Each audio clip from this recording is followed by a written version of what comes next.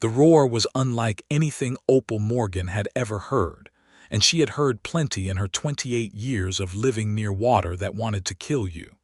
It was not the gentle thunder of a summer storm rolling across the Nevada flatlands. It was not the crack of a rifle or the rumble of a cattle stampede. It was something older and more patient and infinitely more terrifying. The low, sustained groan of thousands of tons of earthen wall deciding, after 17 years of quiet service, that it was done holding back the reservoir above Dawson Valley. She was standing knee-deep in the shallows below the Carraway Dam when she felt it, not heard it, felt it, a vibration that moved up through the soles of her boots and into her bones like a telegraph message written in the language of catastrophe. She pressed her palm flat against the face of the dam's outer slope, just as her father had taught her to do when she was 9 years old and he was still alive to teach her things, and the trembling she found there made her stomach drop clean to the riverbed. Get back. The voice behind her was commanding, furious, and entirely uninvited. Woman, get away from that wall before it takes you under. She turned slowly, because people who panicked near failing structures got people killed, and she looked at the man on the bank with the calm, assessing gaze she reserved for problems she had not yet solved. He was tall, broader through the chest than most men she had encountered in the territories, wearing a sweat-darkened work shirt with the sleeves rolled to his elbows, and he had the look of someone who had been doing physical labor since before he had any real idea what physical labor was going to cost him over a lifetime. His hat was in his hand, crushing the brim in a fist that was white-knuckled with fear. Not fear for himself, she registered. Fear for her.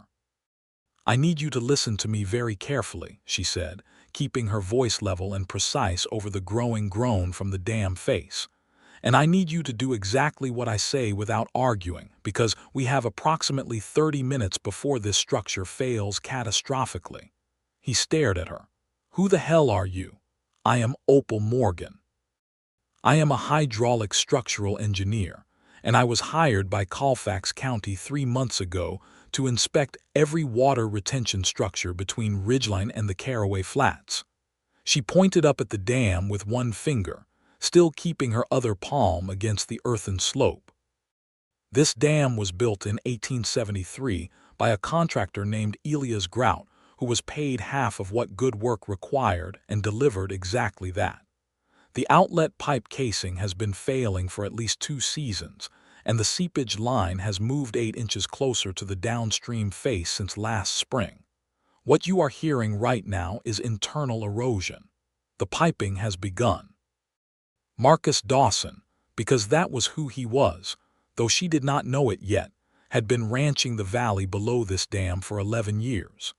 He had brought his first head of cattle through a blizzard and a drought and a cattle market collapse, and a range war that had cost him 2 good men and a significant portion of his left ear. He was not a man who frightened easily or who took orders from strangers, but something in the absolute, unshakable certainty of her voice cut through every reflex he had developed in defense of his own pride. What do we do? He said. She pulled her hand from the damn face and turned to face him fully. Even standing below him on the bank slope, she had to look up slightly to meet his eyes, and they were gray, she noticed, the color of rain-wet slate, and they were completely focused on her.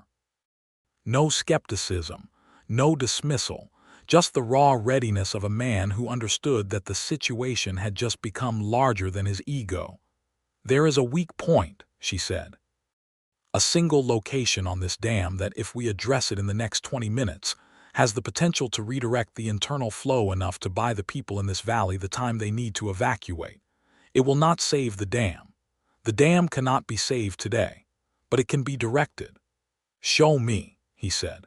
That was the moment, though neither of them understood it as such in the noise and the urgency and the cold water swirling around her boots, that everything between them began. 6 weeks earlier, Opal had arrived in the town of Carraway crossing on the morning stage from Reno, Nevada, sitting upright in the coach with a leather satchel on her lap that contained 3 engineering surveys, a set of hand-drawn structural diagrams, and a copy of a report she had written herself and submitted to the Nevada State Office of Water Resources in the spring of 1889, which had been ignored for 4 months until the county commissioner's office had, through some combination of belated conscience and political pressure from Down Valley landowners, finally hired her to do what she had been telling them needed doing. She was not the first woman to work as an engineer in the American West, but she might as well have been, for the way people looked at her when she introduced herself and her profession in the same sentence.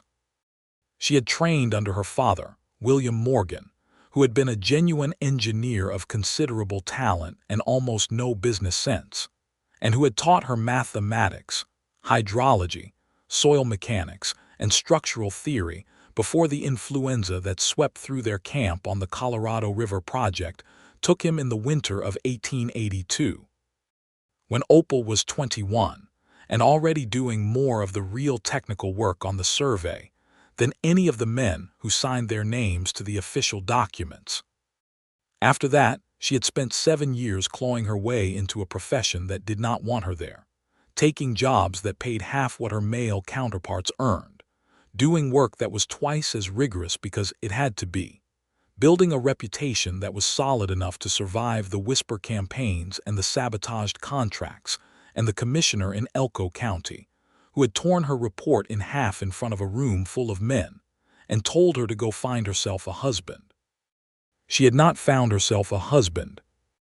She had found herself 3 more contracts and a letter of professional endorsement from the chief engineer of the Central Pacific Railroad, which she kept folded inside her watch case and read occasionally when the world was being particularly difficult. Carraway Crossing in the summer of 1890 was a town of approximately 400 people, positioned at the downstream end of a valley that was shaped like a funnel, wide at the mountain end and narrow where it spilled out onto the flatlands to the south. The Carraway Dam sat at the funnel's throat, about 3 miles upstream from the main township, holding back a reservoir that had been filling steadily with snowmelt and spring rain for 17 years. The valley floor below the dam was given over almost entirely to cattle ranching, with the largest and most prosperous operation belonging to a man named Marcus Dawson. She had read his name in the county land records the evening she arrived in Carraway Crossing, sitting at a corner table in the Silver Needle Hotel with a glass of water and her survey notes spread around her. Marcus Dawson, age 34. Owner of record for the Dawson Valley Ranch, comprising approximately 2,400 acres of pasture land, a main house and outbuildings, a bunkhouse, a well, a creek diversion, and a herd that the tax assessor valued at 3 times what it had been worth 5 years ago. The largest private landowner in the valley, the person with the most to lose if the dam failed, the person she needed to convince to let her onto his land to complete the downstream assessment.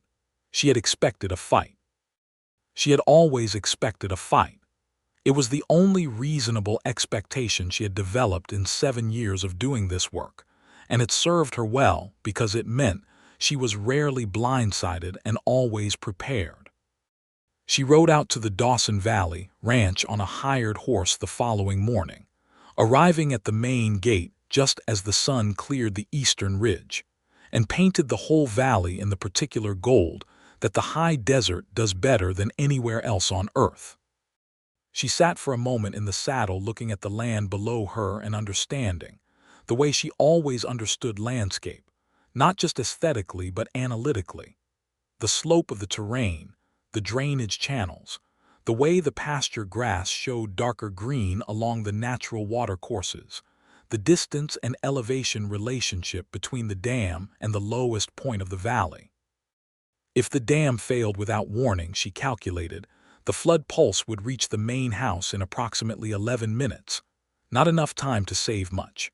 Enough time to save lives if people were alert and the alarm reached them. She rode down to the house.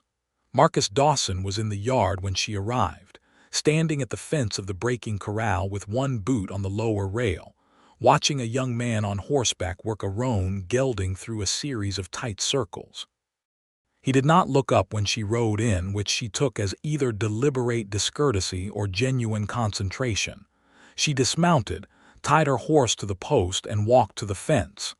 "Mr. Dawson," she said. He looked at her then. She received the full weight of those gray eyes and the direct, unhurried assessment behind them, and she met it straight on because she had been meeting that look from men for the entirety of her professional life, and she was entirely done flinching from it. "You are either lost," he said, "or you are the engineer Colfax County sent." "I am not often lost," she said. "Opal Morgan." She extended her hand. He looked at it for half a second, not long, just long enough for her to notice, and then shook it. His grip was firm without being performative about it, which she appreciated more than she expected to. "Marcus Dawson," he said. "I got the county letter last week." He turned back to the corral. "I do not need an engineer telling me the dam is fine." "Good," she said, "because that is not what I am going to tell you." He turned back to her with the beginnings of real attention in his expression. "What are you going to tell me?" "I am going to tell you that the Carraway Dam shows significant signs of structural distress that were not addressed in the last county inspection 18 months ago, and that the downstream risk assessment has never been properly completed. I need access to your land from the base of the dam all the way to the south fence line, and I need to speak with whoever manages your creek diversion." The silence between them lasted about 4 seconds, which was long enough for the roan horse in the corral to make a sound of protest and the young rider to curse quietly. "Come inside," Marcus said. "We will talk." The kitchen of the Dawson Ranch house was large and clean and smelled of coffee and wood smoke, and the particular combination of leather and horse that permeated every dwelling where working ranchers lived. A woman of about 50 named Dorothea, who cooked for the ranch, set cups on the table without being asked and withdrew tactfully to the far end of the house.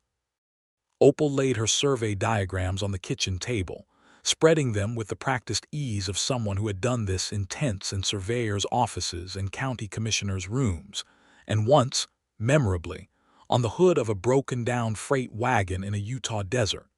Marcus sat across from her and leaned forward on his forearms and looked at the diagrams.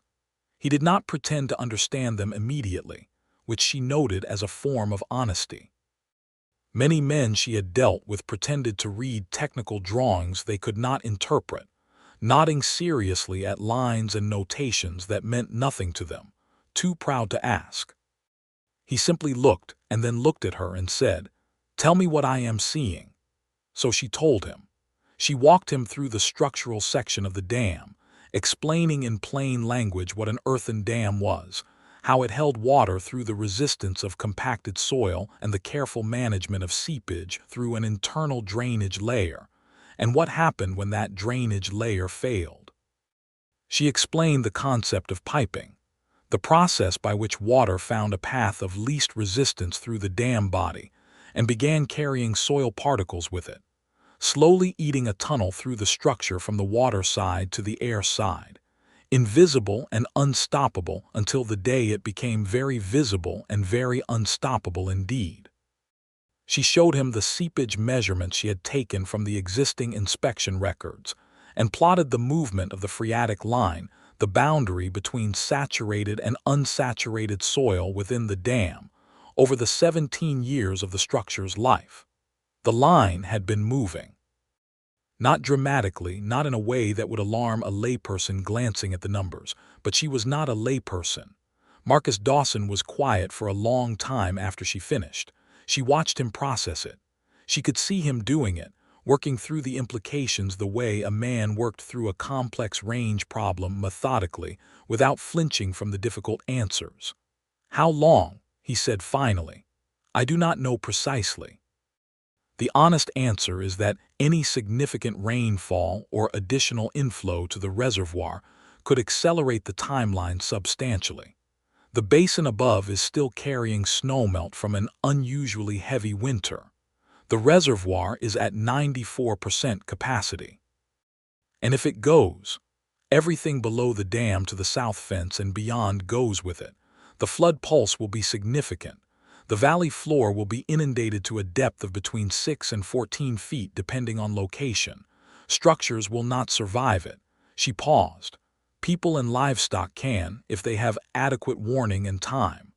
He stood up from the table and walked to the window and looked out at his land, at the pastures and the cattle moving through them, and the bunkhouse where 6 men he was responsible for were going about their morning work. She watched the line of his back and understood what she was looking at, a man absorbing the possibility of losing everything he had spent 11 years building, and doing it without collapsing under the weight of it. "What do you need from me?" he said, without turning from the window. "Access to the downstream slope for a full assessment.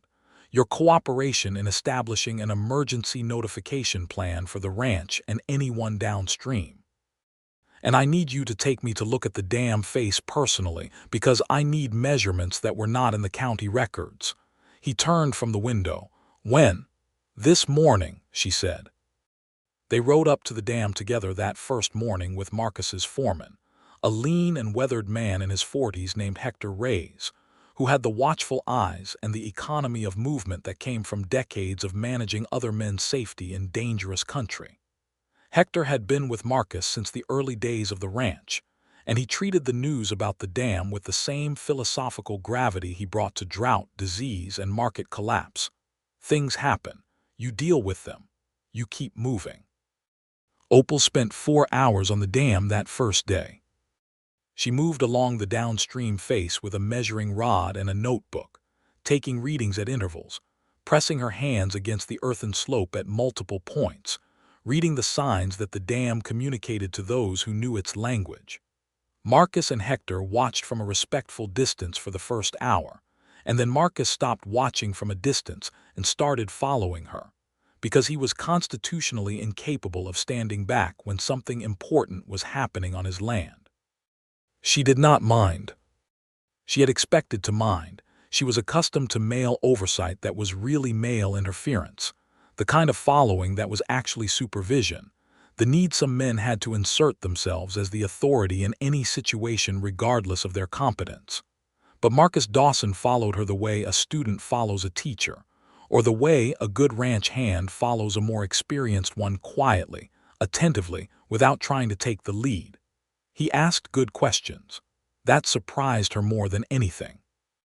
Not the performative questions of a man who wanted to seem engaged, but genuine, considered questions that demonstrated he was building an actual understanding of what she was doing and why.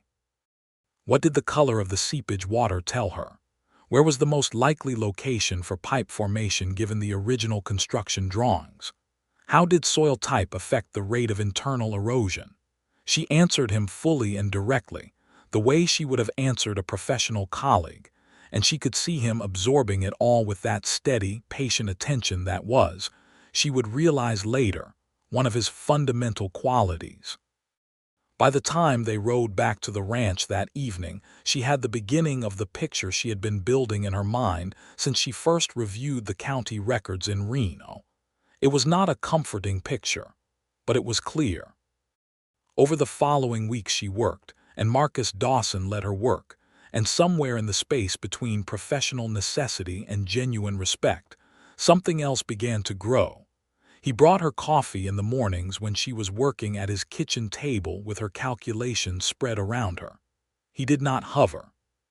He set the cup within reach and went about his own work.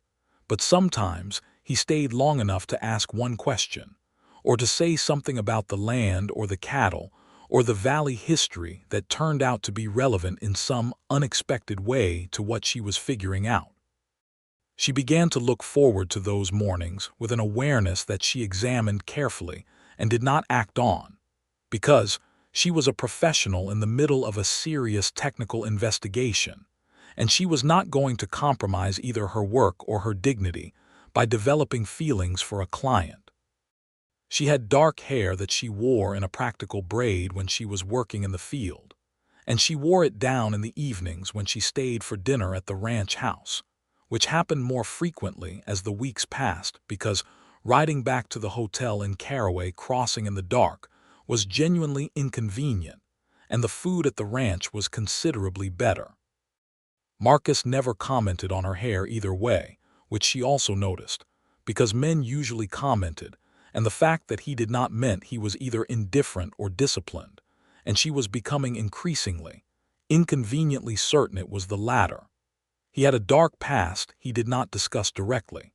She pieced it together from things Hector said in passing, and from the way Marcus sometimes went quiet in the middle of a conversation as if a shadow had passed over the inside of his mind.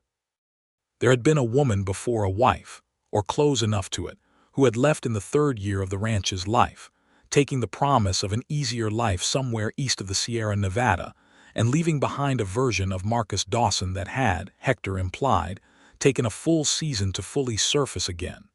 He had not permitted himself to be that vulnerable since. He kept people at a reliable distance. He was generous and fair and respected by everyone in the county, but there was a wall. Opal understood walls. She had built her own with the same care a good engineer brought to any load-bearing structure. She had a dark past too, though it was not romantic. It was professional. In 1887, she had identified structural problems with a bridge abutment on a mining company's private rail line in eastern California, filed a formal report with the company's engineering department, been dismissed and publicly mocked by the company's chief engineer. A man named Aldrich Pemberton who had 17 years of credentials and not half her technical insight, and watched 3 months later as the abutment failed exactly as she had predicted. With the bridge collapsing and one man losing his life, the company had quietly settled the injury claims. Pemberton had retired to San Francisco. Opal had received a private letter of apology from the mining company's president that was careful not to admit legal liability and had been worth absolutely nothing to the man who had died. She had gone back to work anyway, because the work needed doing and she was the one who could do it. She thought about all of this on the evenings when she sat on the porch of the ranch house and looked out at the valley that the Carraway Dam was threatening, in its patient, geological way, to destroy. She thought about her responsibility to the people in this valley and about the particular weight that came with knowing what no one else knew, or knowing it more precisely than anyone else, anyway. Marcus found her on the porch one evening in the third week, sitting with her notebook closed and her hands around a coffee cup, looking at the dark line of the mountains against the sky. He sat in the chair beside hers without asking, which she had stopped expecting him to ask because it was his porch, and they were quiet together for a while in a way that had become, without either of them designing it, comfortable. "You are worried," he said. "I am always worried. It is a professional hazard." "Tonight you are more worried than usual." She looked at him. It was dusk and the light was going soft and gold on his face, and she thought, not for the first time, that he was a handsome man in the straightforward, unadorned way of men who have spent their lives in honest physical work. Not vain about it, just there. "I got the new water level readings from the county surveyor today," she said. "The reservoir intake from the past week's rains has pushed it to 97%. He absorbed this. And you think that changes the timeline? I think it narrows it. I need to go back to the dam tomorrow and take measurements at the section I identified in my fourth survey. There is a location on the downstream face, about 40 feet from the right abutment, where the seepage volume has increased since my last reading. If the numbers confirm what I expect," she stopped. "Tell me," he said.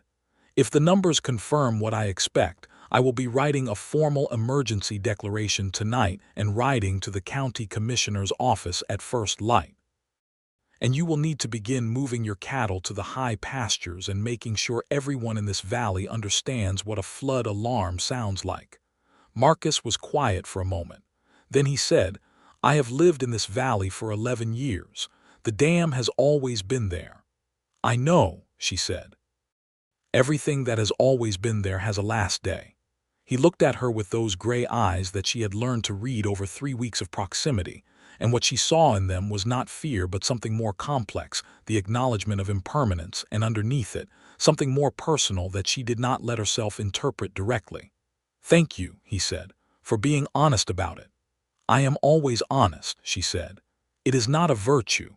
It is just the only way I know how to work."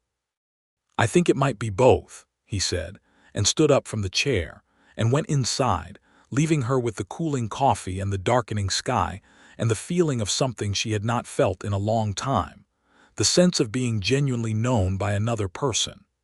She rode up to the dam the following morning before Marcus was awake, alone, because she wanted the quiet and the concentration that came with solitude when she was taking precise measurements.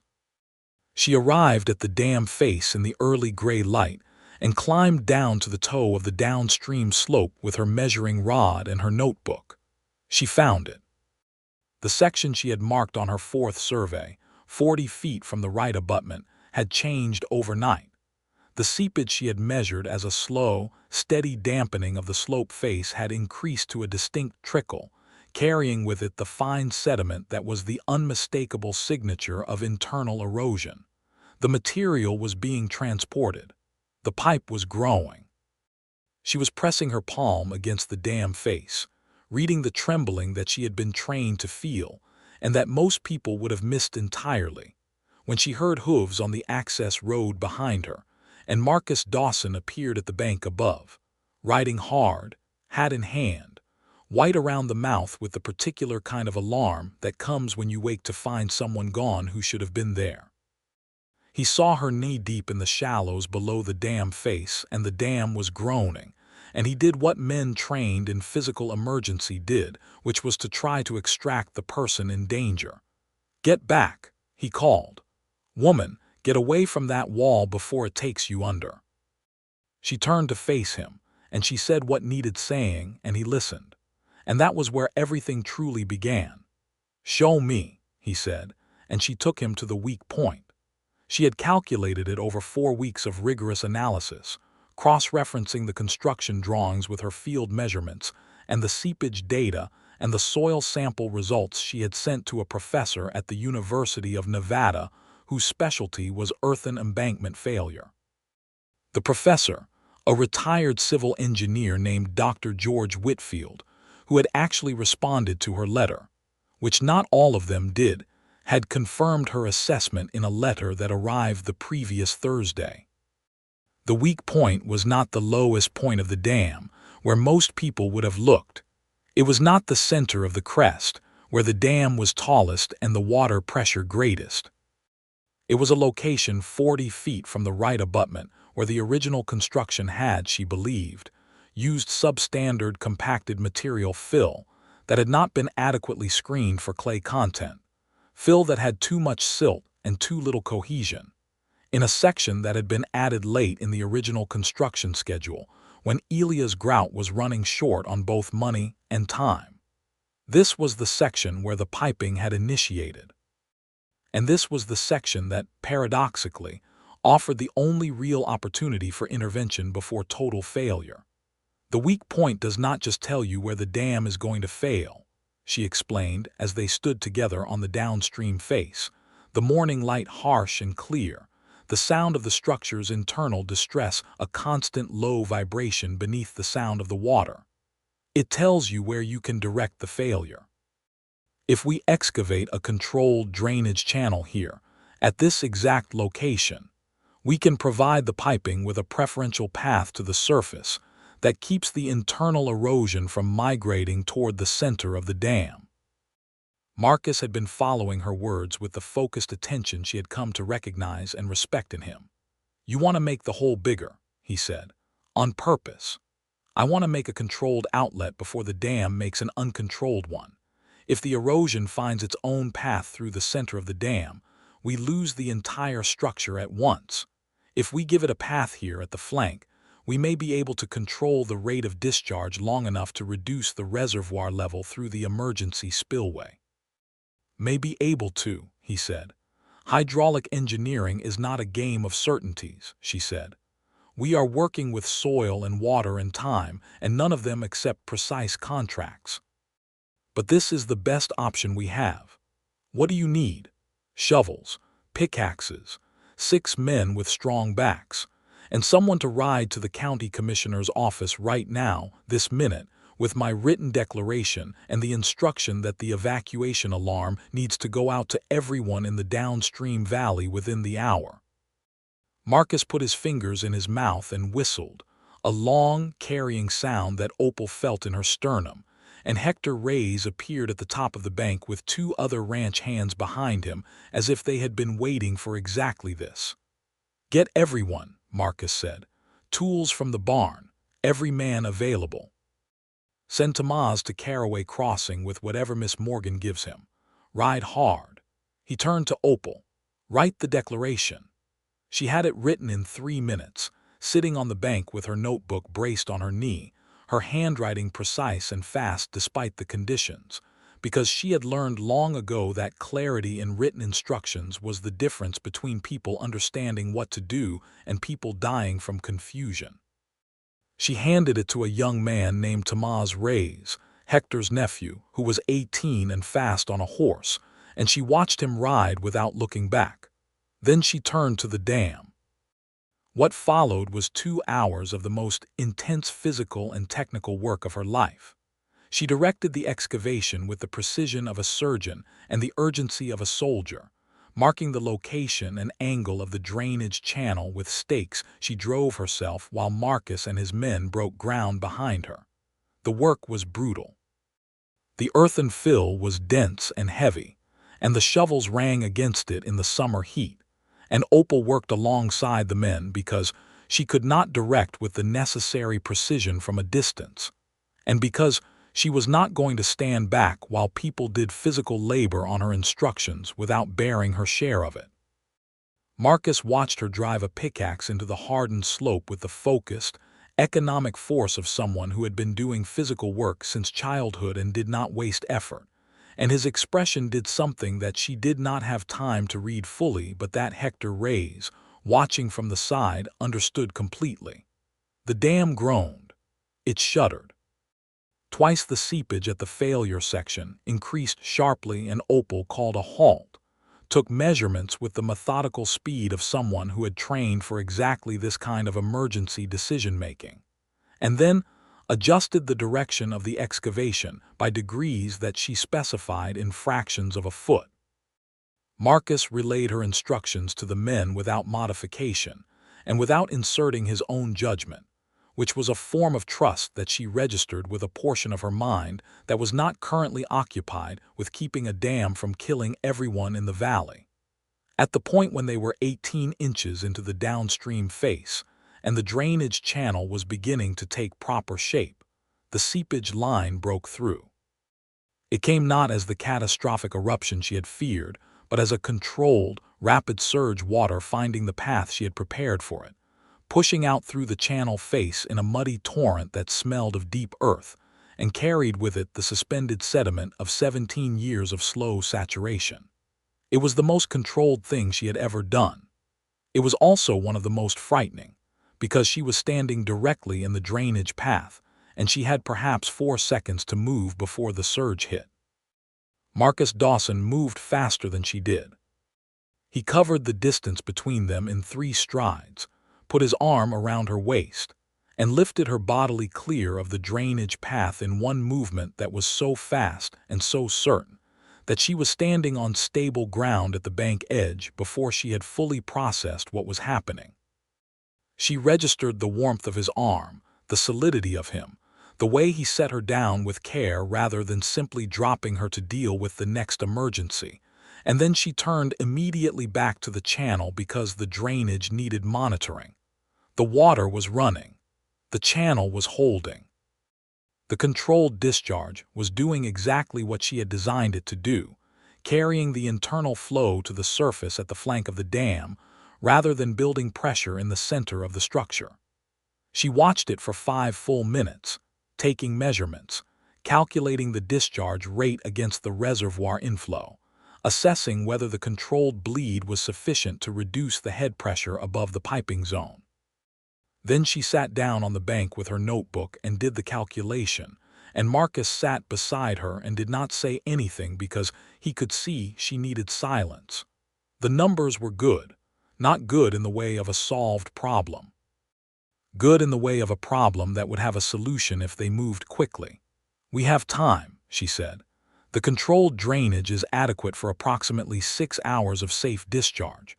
If the emergency spillway is opened within the next 2 hours to begin actively reducing the reservoir level, and if the drainage channel holds," she looked up from her notebook.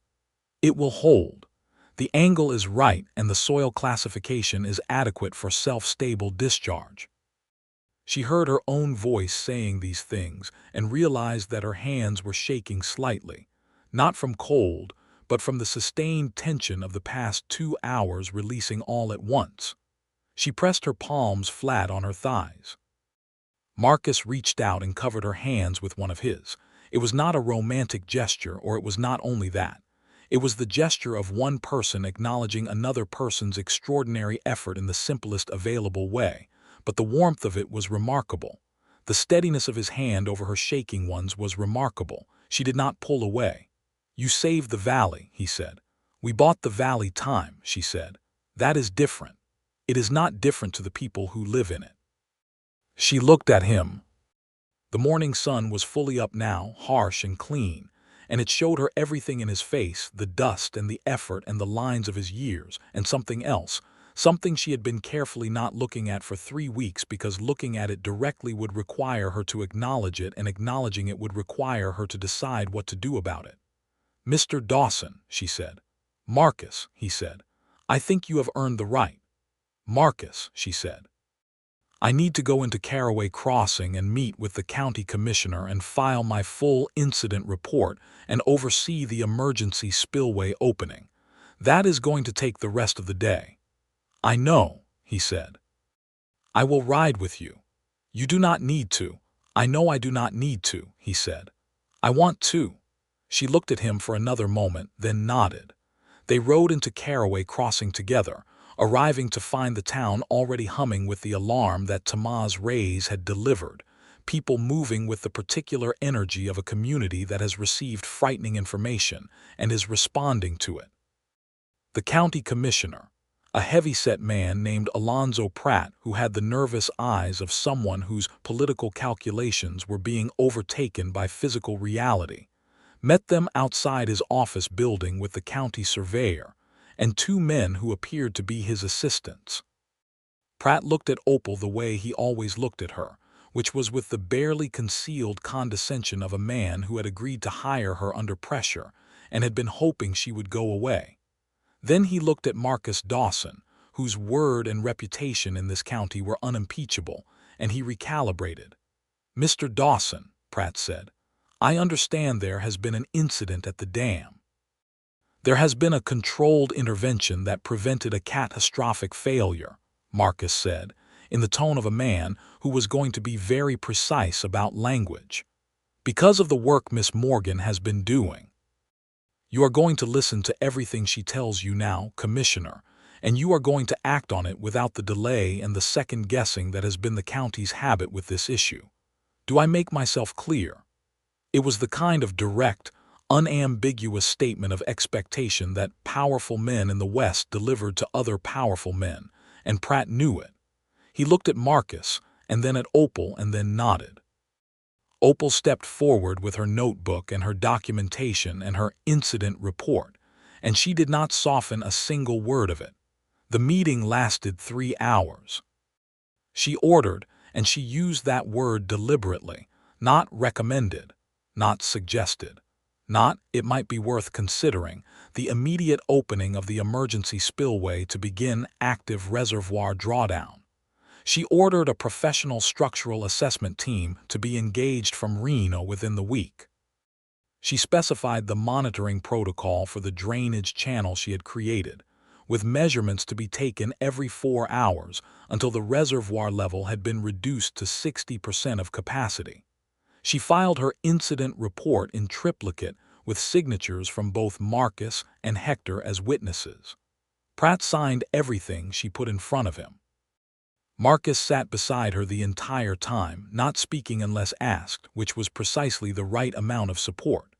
The spillway was opened by mid-afternoon.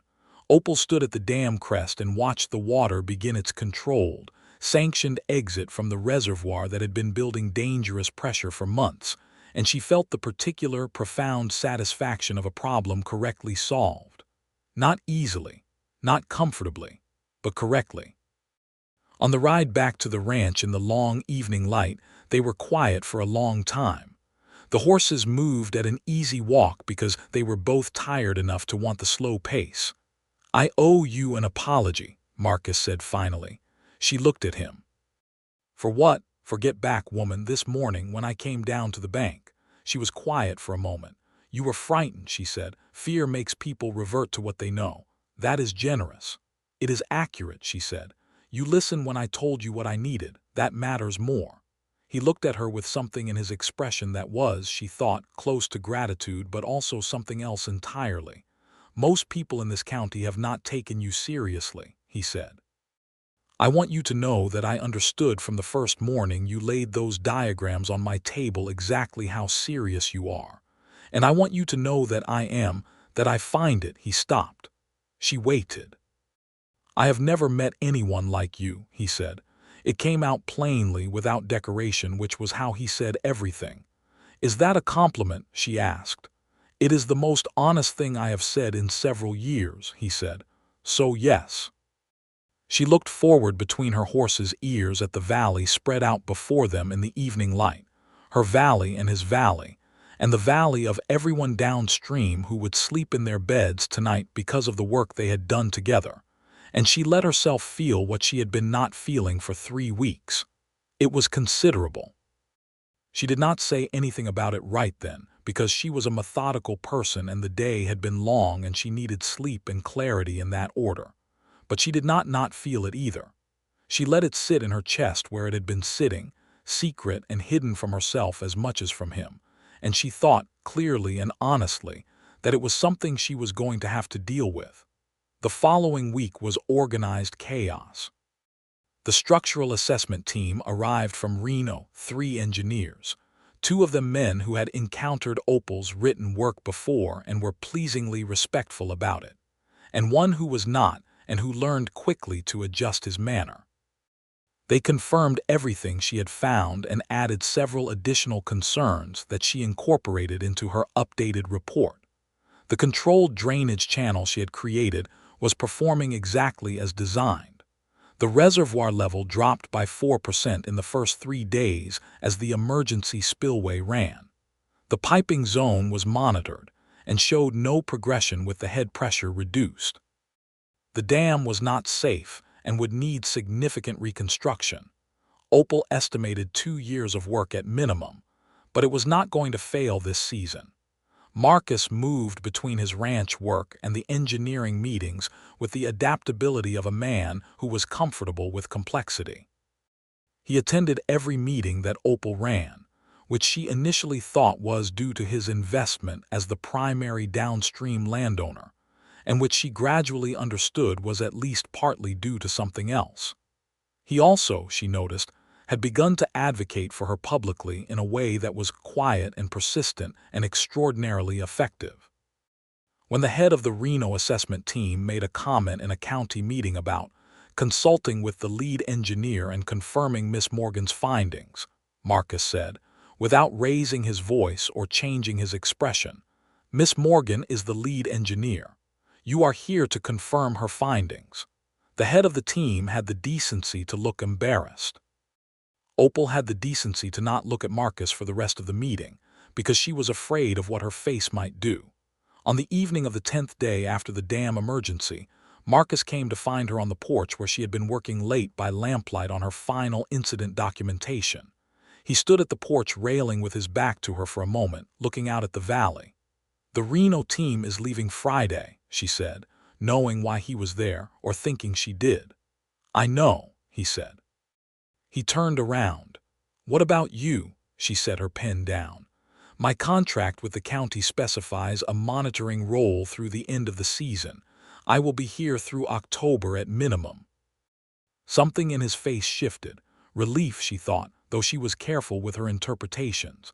"And after October, I have been in correspondence with the state engineer's office about a larger survey of water retention structures across 3 counties," she said. "That work begins in the spring." She paused. "If it is awarded, nothing is certain." He came and sat in the chair beside hers, and in the lamplight his face was very close and very serious. "Opal," he said. It was the first time he had used her given name without prompting, and she felt it.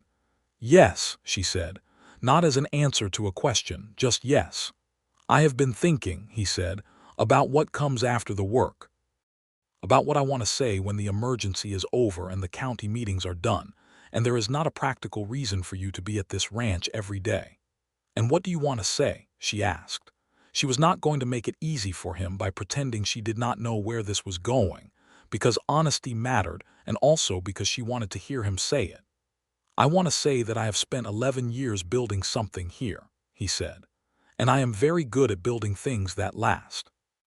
And I am sitting beside a woman who is also very good at building things that last, and who understands better than anyone I have ever met what it costs to do something right even when no one is giving you credit for it, and he stopped. He looked at his hands and then at her. "I do not know how to do this," he said. "I am better at the practical things." "Then be practical," she said. "I want you to stay," he said. "Not for the county, not for the dam, for me. I want the chance to," he exhaled, a short, honest sound of a man overcoming something internal. "I have been keeping people at a considerable distance for a long time," he said. "You are the first person in 8 years who has made me want to stop doing that." The honesty of it was almost painful.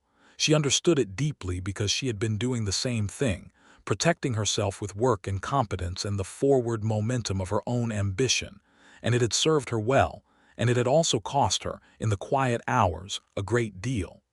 "I am not easy," she said. "I want you to understand that very clearly before you say anything else.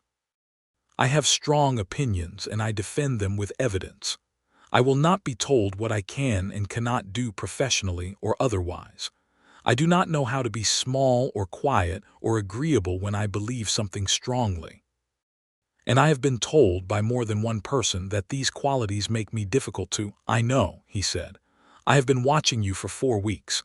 I'm not asking for small or quiet, I'm asking for you." She was quiet for a long moment. The lamplight moved in a slight evening breeze and the valley below them was dark and immense, and for the first time since she had arrived in it safe. "Ask properly then," she said. "May I court you, Opal Morgan?" he said. "With the honest intention of something permanent, if you are willing, when we know each other well enough to be certain." She looked at him for a long moment, taking inventory of everything she knew about him, the patience and the strength and the gray eyes and the way he had carried the weight of his responsibility for this land and these people without once making it someone else's burden, and the way he had listened to her, really listened, on the morning when everything was failing and only one of them knew what to do. "Yes," she said, "you may." The courtship of Opal Morgan and Marcus Dawson was a practical and deeply romantic affair, which was exactly what both of them required. It took the form, in those first weeks, of long evenings on the ranch porch that stretched from professional discussion into personal conversation, into a gradually deepening intimacy of the kind that comes when 2 private people allow themselves to be known. They talked about her father and the Colorado River Project, and the months after his death when she had worked double shifts on other men's surveys to keep herself moving forward.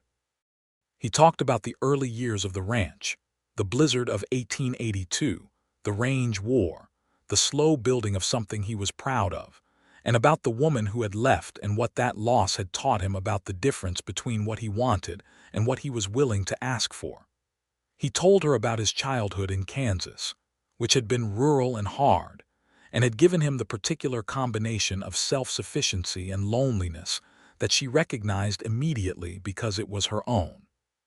His father had been a stern man, not cruel but not warm, who had communicated affection through instruction in practical skills rather than through any direct expression of it. His mother had died when he was 12.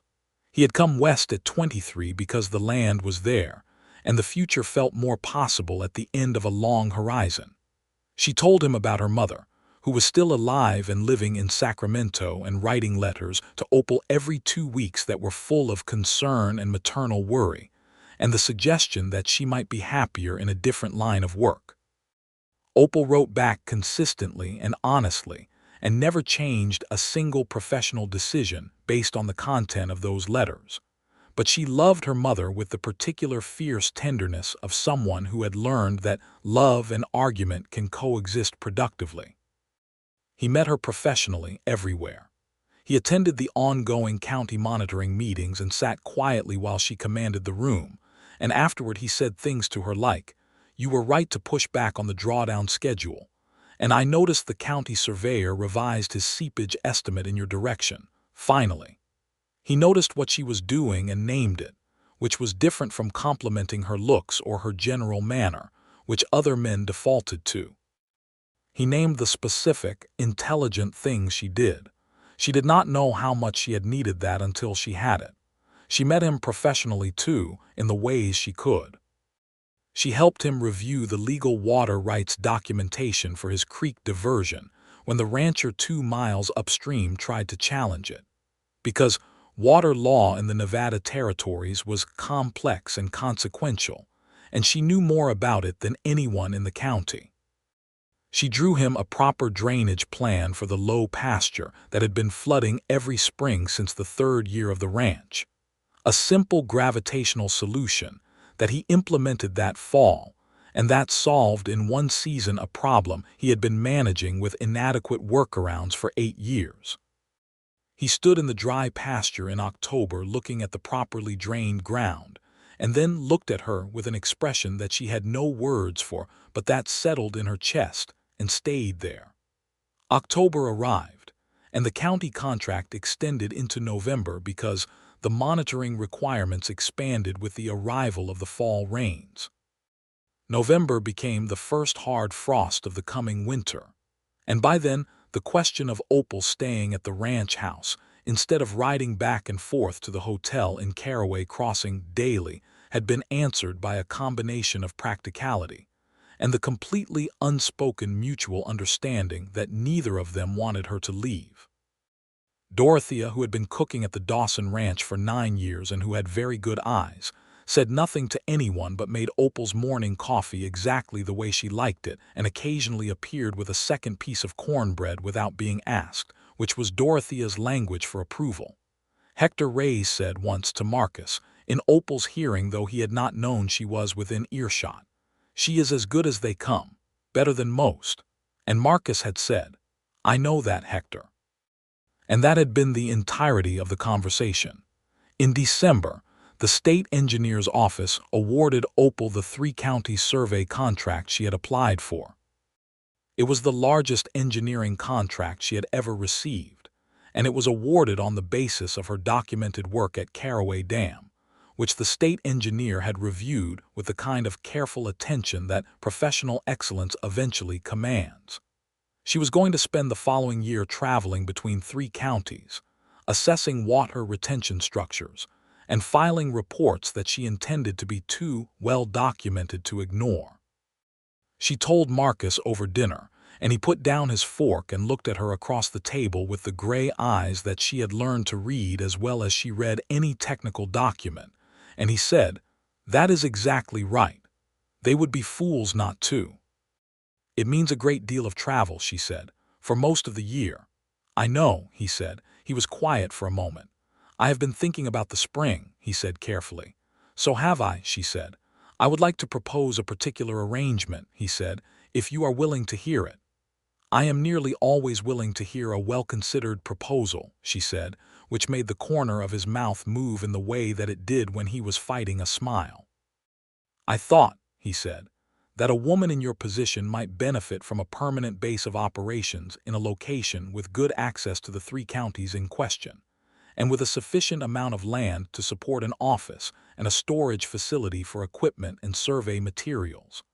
I also thought that such a base might be convenient for a rancher whose water rights and drainage infrastructure would benefit considerably from having a hydraulic engineer on the premises.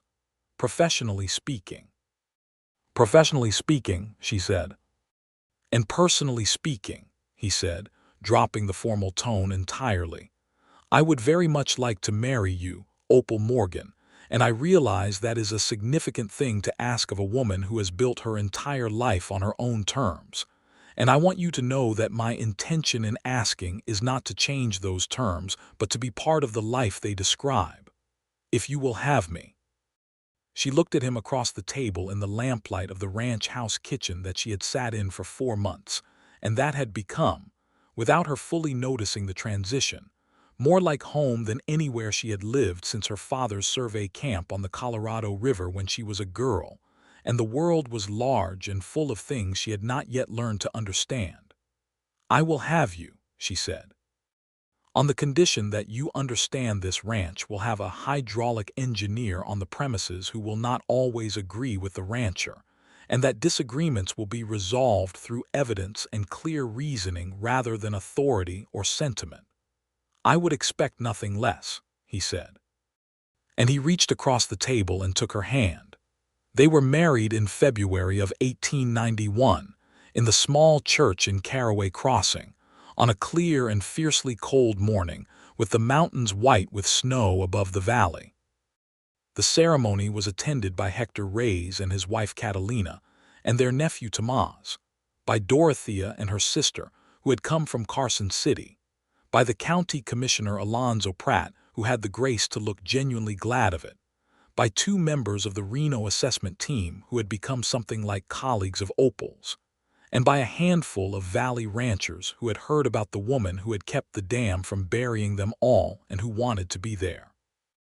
Opal's mother made the journey from Sacramento in a rented coach, and arrived the evening before the wedding with red-rimmed eyes from crying on the road and a determined smile, and a properly wrapped gift that turned out to be the engineering textbooks that had belonged to Opal's father, which she had been keeping in a trunk for 9 years waiting for the right moment to pass them along.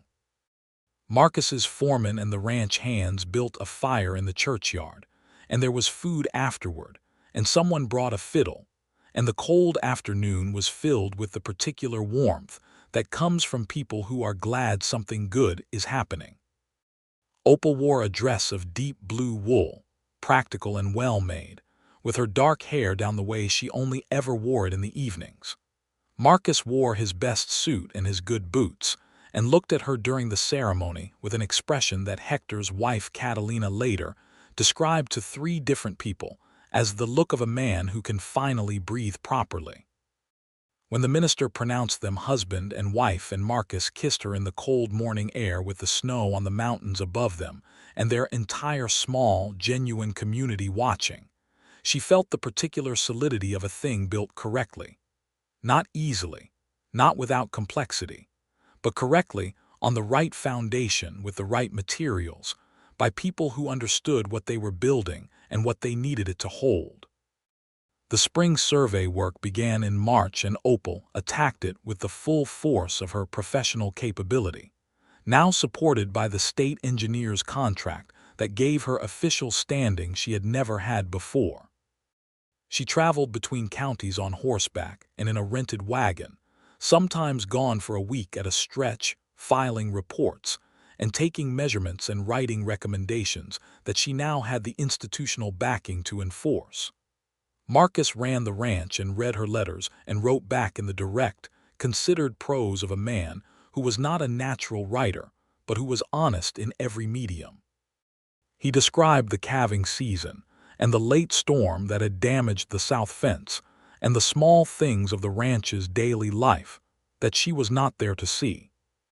She described the dams she assessed, 3 that needed urgent attention, 5 that needed monitoring, and 1 that was. She wrote him in a letter from a town called Briar Springs, a genuine engineering achievement, which I say having seen the structure's construction records, meaning the original builder deserves significant professional credit, and that I am writing to the state engineer to note this, because credit, when due, should be given. He kept all her letters in a leather portfolio in the desk of his office, which she discovered when she came home from a 6-week survey stretch in May, and found the portfolio there, thick with her correspondence, handled carefully. She came home from that particular stretch to find the ranch in the full flush of late spring, the pastures green and the cattle fat, and the drainage project she had designed functioning perfectly through its first full wet season. She came home to Dorothea's cooking and Hector's reliable presence and the sound of the ranch in the morning, and she came home to Marcus, who met her at the gate on horseback and rode in beside her, and who had the look of someone who had been waiting and was not going to say so directly. That first evening back she sat with him on the porch in the warm May air, her boots off and her feet up on the railing and her head tilted back to look at the stars, and she felt the accumulated satisfaction of the previous 6 weeks of good, difficult, consequential work mixing with the deep relief of being in the right place with the right person. The state engineer is going to appoint a permanent structural inspector position for the Northern Nevada district, she said. He told me in Briar Springs he wants to discuss it with me formally in June. Marcus was quiet for a moment. That would be here, based here. Yes. Most of the inspection territory falls within reasonable riding distance. And is that what you want? He asked, not leading, just asking. She considered it honestly, the way she considered everything. I want to do important work, she said. Permanently positioned, I could build the kind of monitoring record across these structures that would be genuinely predictive. I could prevent the next Carraway situation before it becomes an emergency rather than afterward. That is a yes, he said. That is a yes, she agreed, with the understanding that the work will sometimes take me away and that I will not be a wife who stays at home. I married the woman I met on a dam face at 7 in the morning with her hands in the seepage water, he said. I knew what I was getting. She turned her head to look at him in the starlight. Do you ever regret it? He looked at her with an expression that was so completely unambiguous that it almost made her laugh. No, he said. Not once, not for a moment. She took his hand in both of hers and held it, and they sat on the porch of the ranch they were building together in the warm May night, and it was enough. The summer of 1891 brought 2 significant things. The first was the formal appointment of Opal Morgan Dawson as the permanent structural inspector for the Northern Nevada Water District, effective July 1st. It was announced in the Nevada State Journal with a paragraph that described her qualifications and her work at Carraway Dam. And though the paragraph was shorter than it should have been and did not fully credit the independent professional work she had done prior to her state appointment, Opal read it once and then folded it and put it in her desk and went back to work. The record she was building was more important than the paragraph. The second was the discovery, on a Tuesday morning in August, that she was pregnant. She received this information from the county doctor in Carraway Crossing, a careful and respectful man named Dr. Eli Marsh, who had always treated her with professional courtesy. And she rode home from town with a great deal to think about, and the particular sensation of the world having rearranged itself around a single new fact. Marcus was in the yard when she arrived, working on a fence rail with his sleeves rolled up and his hat pushed back on his head. He looked up when she dismounted, and something in her face told him immediately that something had changed. Tell me, he said, exactly as he always said it. She told him. The expression that crossed his face was unlike anything she had seen there before.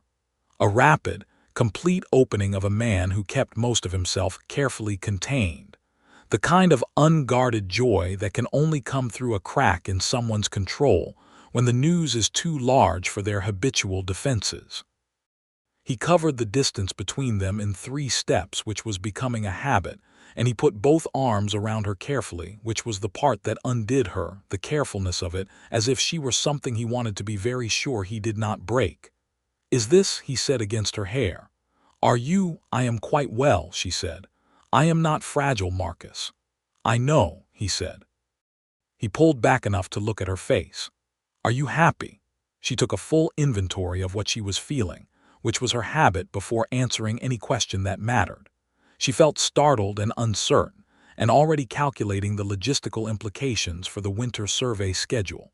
She also felt something warm and certain and forward-moving, the same feeling she got when she saw that a structural problem had a clean solution, the feeling of things fitting together the way they were supposed to. "Yes," she said, "I am happy." He put his forehead against hers. "Good," he said, "good."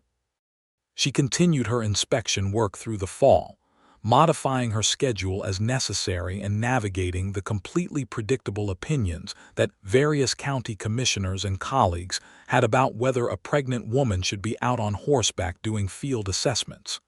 She did not argue with these opinions, which was unusual for her. She simply did not alter her behavior based on them, which was more efficient. Dr. Marsh was practical and supportive and told her, when she asked directly, that there was no medical reason she could not continue her work for as long as she was comfortable doing it, which was what she wanted to know. She continued until she was not comfortable, which turned out to be well into November. Their son was born in January of 1892 in the ranch house, with Dorothea and Catalina Reyes in attendance, and Dr. Marsh making the ride from Carraway, crossing through a light snowfall that gave the morning a particular still quality. Marcus was in the house the entire time, which was not the custom. Men were typically sent to pace elsewhere, but Opal had told him in advance that if he left she would be annoyed about it, and so he stayed and was useful, which was his nature. They named the boy William, after Opal's father. William Morgan Dawson, who arrived in the world with dark hair and a pair of lungs that registered his opinion of being born with considerable volume and conviction, which both his parents took as a sign of appropriate character. Marcus held his son for the first time with the same careful, wondering quality he had brought to that moment in the yard when she had told him. He sat in the chair by the bed and held William and looked at him with the gray eyes that the boy had not inherited. William's eyes were already showing the possibility of the dark brown that would turn out to be his mother's eyes exactly, and Marcus said nothing for a long time. "He is real," he said eventually. "Babies generally are," Opal said from the bed, tired to her bones and more satisfied than she could remember being. "I know," he said. "I mean," he looked at her. "I did not know if I would have this," he said quietly. "I had stopped expecting it." She understood what he meant. "I know," she said. "I had too." Dorothea brought food and made practical sounds, and the morning turned into afternoon, and the snow outside the window was very white, and the ranch house was very warm, and William slept with the absolute commitment of someone who had done a great deal of work and was taking a well-earned rest. The years that followed were full ones. Opal's district appointment was renewed annually, and then formalized into a permanent state position in 1894, the first such appointment for a woman in Nevada's infrastructure history. She oversaw the reconstruction of Carraway Dam, which began in the spring of 1893 under the direction of a Reno engineering firm that she had reviewed and approved, and which she monitored at every significant stage with the methodical attention she brought to all structures that had tried to kill people and been given a second chance to do better.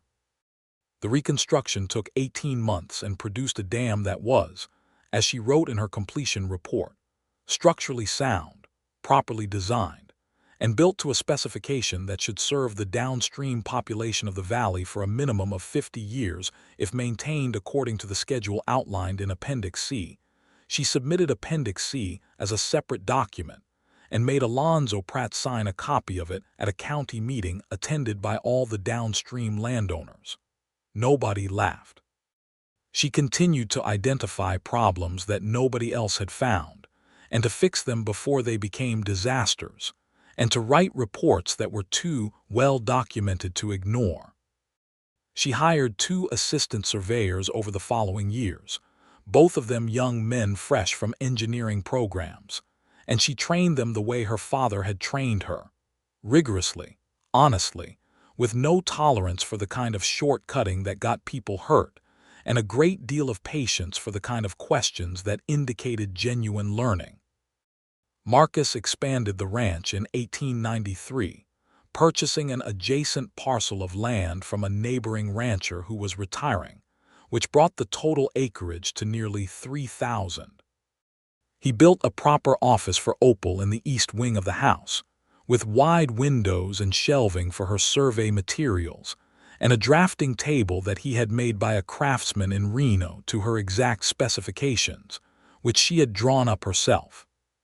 She used the office every day when she was at the ranch, and the shelves filled with the documentation of 17 years of consequential work, and it was, she thought, one of the finest things anyone had ever done for her, not because it was grand but because it was exactly right.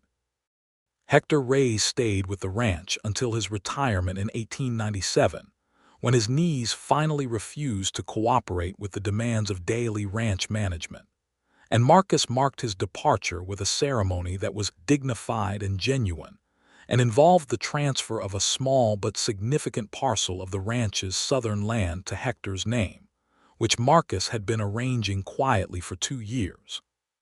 Hector had looked at the deed for a long moment and then at Marcus and said, "You did not have to do this," and Marcus had said, "I know," which was as much as either of them said about it, but the meaning was complete. Their second child came in 1895, a daughter they named Clara, who arrived with red gold hair that was entirely her own invention, a color that neither Marcus nor Opal could account for in any branch of either family.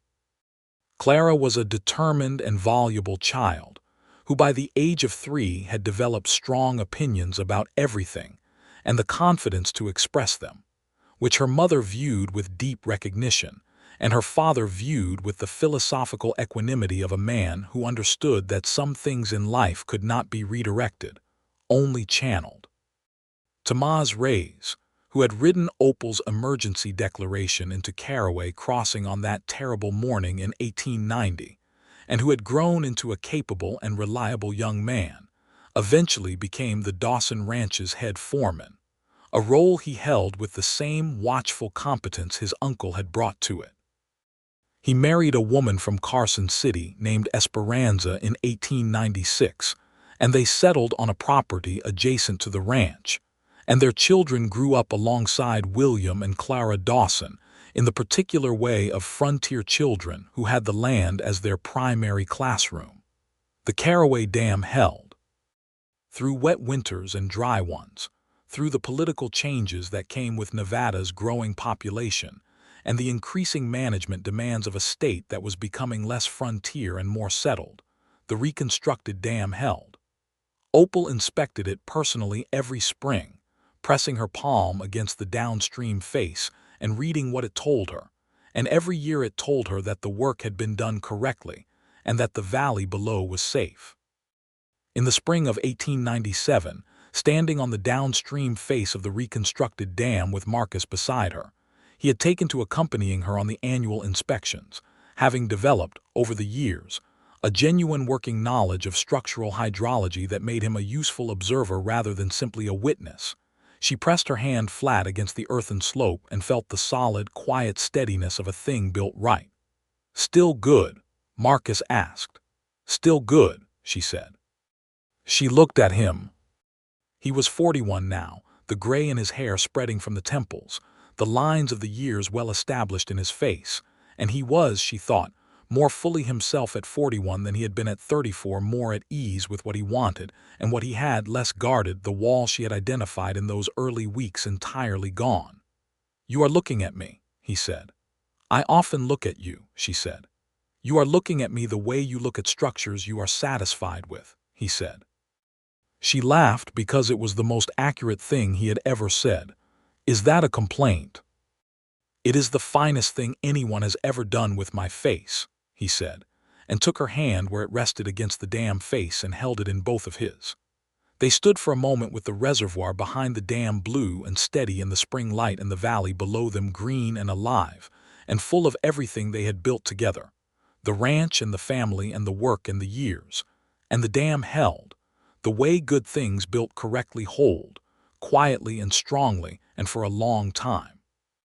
She filed her 1897 inspection report the following week and noted, in the summary section, that the Carraway Dam was performing to specification and showing no signs of distress, and that the monitoring schedule outlined in Appendix C was being followed properly, and that the structure was expected to continue in service for the foreseeable future. She wrote it with the same precise, clear, confident hand she had always used, and she filed it with the state engineer's office in Carson City.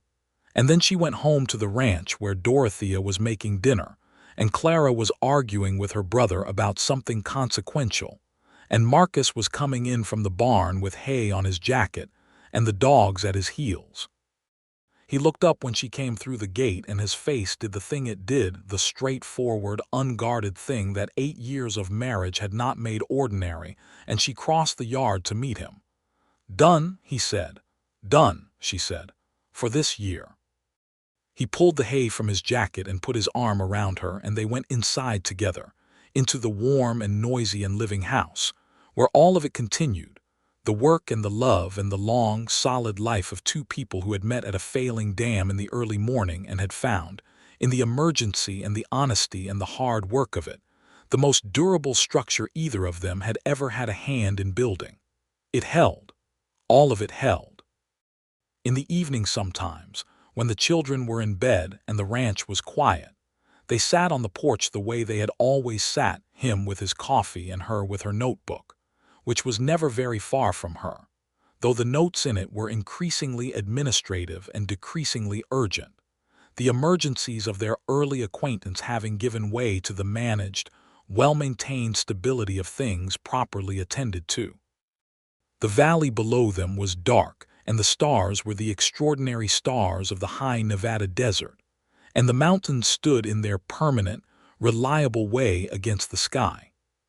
She would look up from her notebook sometimes and find him watching her with those gray eyes that she had read like a technical document over the course of years, and that still, occasionally, showed her something new. "What?" she would say. "Nothing," he would say, and then always everything. She would go back to her notebook, and he would go back to his coffee. And the night would be quiet and full and real around them, and the dam above the valley would hold as they had both ensured it would, and the valley below would sleep in the safety of things done correctly, and correctly was enough. It was more than enough. It was exactly what it was supposed to be, and it was theirs.